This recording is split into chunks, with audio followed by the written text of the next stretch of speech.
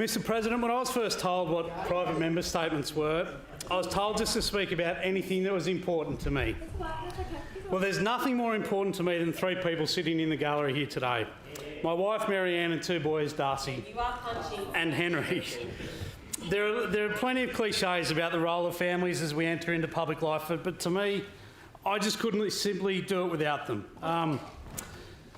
Without their support to be here and their motivation to want to be here. Little Henry, mate, you give your mum such a hard time when I'm away, but we adore you anyhow. I often think how hard it must be on Henry in particular, the poor little bloke. Doesn't know when Dad walks out the door whether he's going to feed the chooks or running off to Parliament for a week.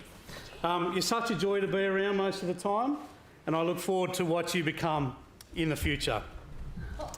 Darcy, you make me so incredibly proud every single day in so many different ways.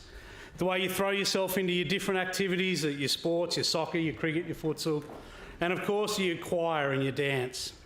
Your imagination and your understanding and interpretation of the world around you. If there are more kids coming through with your mind and your heart, we should be very optimistic about our future.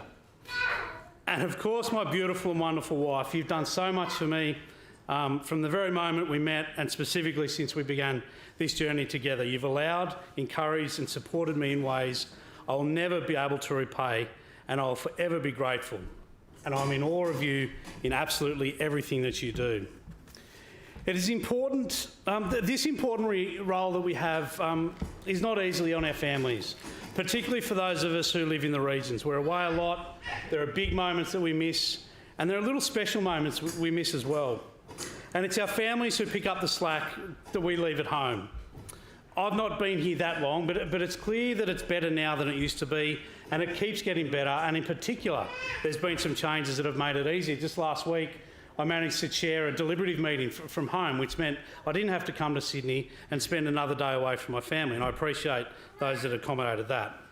But it's important that we continue to make this place accessible for those with young families, the mums and dads who bring a perspective to this place forged only through late night visits to the hospitals or stresses over childcare.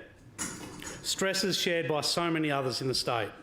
I don't know how we do that, and I thank those that have come before me that have got us to where we are today, but let's continue the conversation and progression to make it easier and more accommodating for those with young families to continue to make an important contribution to this place. The people of New South Wales will only benefit from that environment. The Honourable Anthony D'Adam.